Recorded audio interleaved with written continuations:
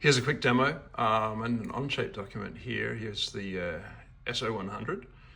It's a little bit simplified. I've taken out things and I've made it so that the revolutes, the 6 revolutes representing the 6 servos are at the top level here, and they've all got their own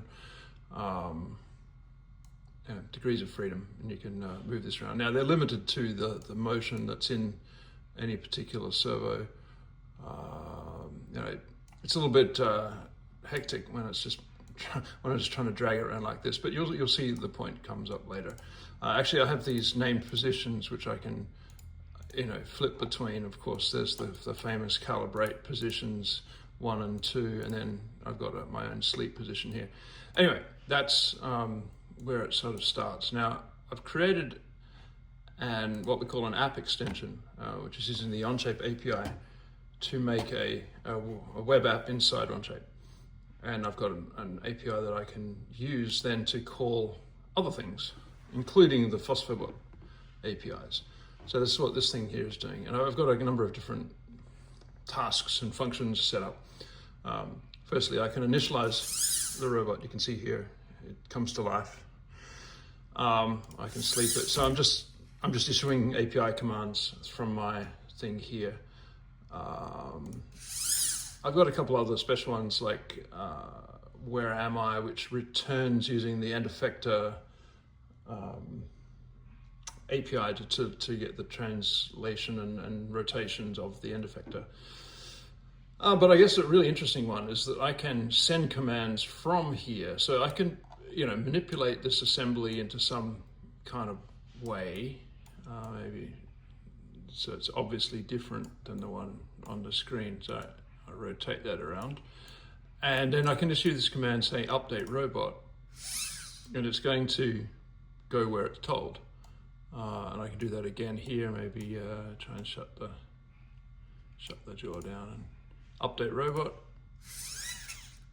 Okay, so it should match because I'm reading the mate positions from the Onshape model and sending those exact positions out to the robot.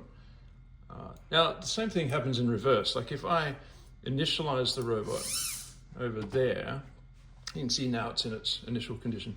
I can update Onshape, and what it's going to do is update the... Now, it sometimes takes us a couple of goes. I think I've got some kind of bugginess in there to update it properly. But yeah, so you can update the assembly according to the physical robot's position. Yeah, like that. Now the last one, which is, this is the decimal equivalent of the hex of COFFEE, or coffee. And the idea I'm working on is that, and I don't have a coffee cup with me, is that if I initiate this, it's going to run through a series of waypoints,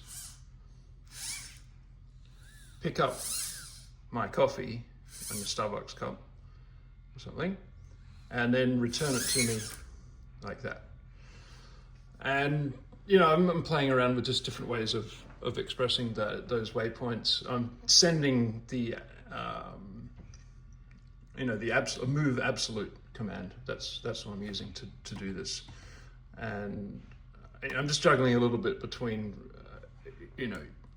deciding where I want the coffee cup to be picked up from, and I'm sort of using the screen to work that out. And then I actually have this where am I, and what that actually does is it returns where is it? Okay, in my command window here, you can see here it actually returns a position, which is the X, Y, Z and rotations, and then I just translate that back into a waypoint in my program, which is, I've got a list of waypoints here. You can see, whatever. Now, one thing I did find is that when you do the end effector query, it returns something in meters, whereas the move absolute expects things to be in centimeters. So you have to do a quick bit of translation, not difficult math, but it just makes it a little bit tricky to automate that sometimes. Anyway, that is where it's at so far. Not sure where else or what else I'll do with this, but it just seems like an initial fun thing to do with two APIs talking to each other.